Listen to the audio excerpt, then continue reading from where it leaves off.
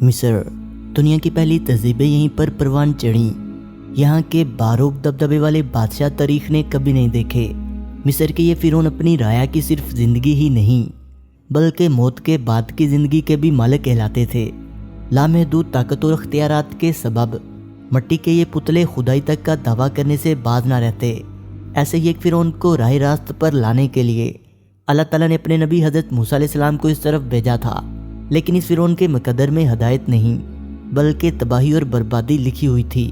خود کو طاقتور سمجھنے والا یہ فرعون دریائے نیل کی موجوں میں غرق ہو گیا۔ مگر آج کی اس ویڈیو میں ہم آپ کو حضرت موسیٰ علیہ السلام سے بھی پہلے مصر پر حکومت کرنے والے ایک فرعون کی داستان سنائیں گے، جو در حقیقت ایک مرد نہیں بلکہ ایک عورت تھی۔ اس دور میں ایک عورت کی حیثیت مویشی یا ساز و سامان سے زیادہ نہیں تھی، لیکن یہ عورت فرعون جیسا نام رکھ کر، فرعون جیسا لباس پہن کر اور فرعون جیسی نکلی داڑھی رکھ کر مصر کے معصوم لوگوں پر سالوں تک حکمرانی بلکہ خدائی تک کے دعوے کرتی رہی۔ یہاں تک کہ موجودہ دور کے سائنسدان بھی شروعات میں صرف اسے ایک مرد ہی سمجھتے رہے۔ البتہ آج یہ پہیلی مکمل طور پر سلجھائی جا چکی ہے۔ تو چلیے بات کرتے ہیں مصر کی اس فرعونہ کی۔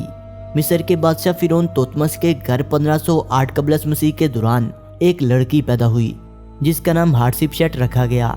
یہ فرعون کی پہلی بیوی اور جائز بیوی سے واحد اولاد تھی۔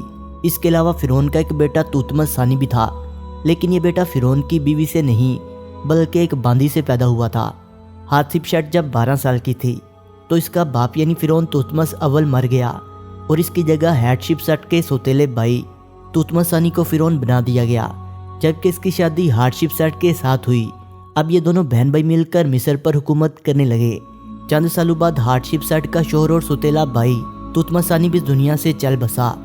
تب ان کی بیٹی نیفروز اور بیٹا توتمس تھرڈ بہت چھوٹے تھے۔ اس کے علاوہ ان کا خاندان کا کوئی فرد باقی نہیں بچا تھا۔ قریب تھا کہ پھر مصر کے فرعونوں کا یہ خاندان ختم ہو جاتا اور ان کی جگہ کوئی اور خاندان مصر کی حکمرانی سنبھال لیتا۔ تب 27 سال کی اس بیوہ ہاتشپسوت نے عجیب و غریب حکمت عملی اختیار کی۔ اس نے اپنی ایک مذہبی معلومات کے سبب ایک جھوٹی کرامت کے ذریعے خود کو دیوتا کی بیٹی تسلیم کروا لیا۔ ہاتشپسوت کے اس عمل کے سبب سرکاری حکمران اس کی حکمرانی کے قائل ہو گئے۔ البتہ عام عوام میں بحیثیت فرعون میں مقبولیت حاصل کرنے کے لیے ہاتشپسوت نے بالکل مردانہ فرعونوں جیسا واضح قطع اختیار کیا۔ البتہ عام عوام میں بحیثیت عورت میں مقبولیت حاصل کرنے کے لیے ہاتشپسوت نے بالکل مردانہ فرعونوں جیسی واضح قطع اختیار کی اور اس نے اپنا زنانہ نام ہاتشپسوت کی جگہ ہاتشپسو رکھ لیا۔ یہ اس دور میں انتہائی ناقابل یقین واقعہ تھا، کیونکہ مصر کے قدیم دیوتاؤں کی روایات ایک عورت کو حکمرانی کی اجازت نہیں دیتی تھی۔ ہاتشپسو سے پہلے بھی ایک عورت سوبیک نیفرو نے مصر کی حکمرانی کی، لیکن یہ صرف 3.5 سال تک مصر پر حکومت کر سکی، جس کے بعد ایک نئے خاندان نے مصر کی حکومت پر قبضہ کر لیا تھا۔ اس کے علاوہ ہاتشپسوت نے اپنے راہ میں آنے والی ہر رکاوٹ کا کامیابی سے سامنا کیا۔ اس عورت نے ہر وہ کام کیا جو ایک فرعون کرتا ہے۔ جہاں اس نے نوبیا اور کنعان کی جنگوں میں اپنی لشکروں کی قیادت کر کے دشمنوں میں اپنی بہادری کی داغ بٹھائی، وہیں اس کی تعمیرات کردہ عمارات آج بھی مصر کے بہترین تعمیر کردہ عمارات میں آتی ہیں۔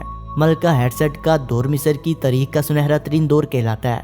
مصر نے قدیم تجارتی راستوں کی دوبارہ تعمیر کی اور اپنے ملک کے لوگوں کو ہاتھی کے دانت، سونے اور مختلف اشیاء کی تجارت کی ترغیب دی۔ اس کے علاوہ ہاتشپسوت کے دور میں تعمیرات کا فن بھی عروج پر تھا۔ مصر کی سینکڑوں قدیم عمارات کی تعمیر کا سہرا اسی کے ساری جاتا ہے، جس میں سب سے زیادہ مشہور عمارت اباری نامی ایک قدیم مردہ خانہ اور مندر ہے، جو مصری تعمیرات کا ایک ناقابل یقین شاہکار ہے۔ سائنسدانوں کے مطابق اس مندر کی تعمیر میں جو ٹیکنالوجی استعمال کی گئی ہے، اس بارے میں سائنسدانوں کو آج تک کوئی علم نہیں۔ اس کے علاوہ ملک میں نئے پودوں اور ان کی قلم کاری بھی اس ملکہ کے دور میں شروع ہوئی۔ دور دراز خطوں سے مختلف پیڑ پودوں اور درختوں کو مصر میں لا کر افزائش کی گئی۔ تقریباً 22 سال کامیابی سے حکومت کرنے کے بعد 1458 قبل مسیح میں اس عورت کی وفات ہوئی۔ ہاتشپسوت کی وفات کے بعد اس کا سوتیلا بیٹا توتمس تھرڈ مصر کا بادشاہ بنا۔ اس فرعون نے ہاتشپسوت کی بنائی ہوئی ہر چیز کو مصر سے مٹانے کی کوشش کی۔ یہ نہیں چاہتا تھا کہ مستقبل میں کوئی بھی شخص اس کی سوتیلی ماں کو ایک باکمال فرعون کی حیثیت سے یاد رکھے۔ لہٰذا سائنسدانوں کو آج تک ہاتشپسوت کے جتنے بھی مجسمے ملے اور اس کے متعلق جتنی بھی تحریریں ملتی ہیں، وہ سب برباد شدہ ہے۔ ابتدا میں اس فرعون پر جانچ پڑتال کرنے والے ماہرین آثار قدیمہ اسے ایک مردہ فرعون ہی سمجھتے رہے تھے، جس کی وجہ اس کے چہرے پر داڑھی اور مردانہ لباس تھا جو باقی اس کے ماندہ جسموں میں بالکل عیا تھا۔ البتہ دور قدیم کی کچھ تحریروں نے سائنسدانوں کو اس پوری سرار فرعون کے نئے سرے سے جانچ کرنے پر مجبور کیا، اور جب 2007 میں ہارٹ شپ سیٹ کی ممی دریافت ہوئی تب ماہرین کے لیے نظریات درست ثابت ہوئے۔